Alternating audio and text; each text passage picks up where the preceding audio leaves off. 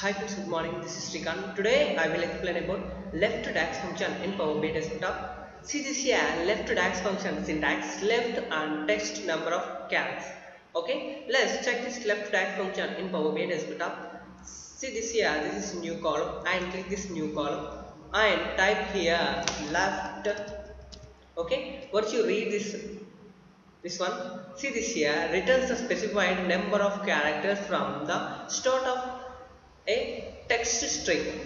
Okay, let's check this function. Okay, now I am adding my table name and column name comma f1 and close this parenthesis.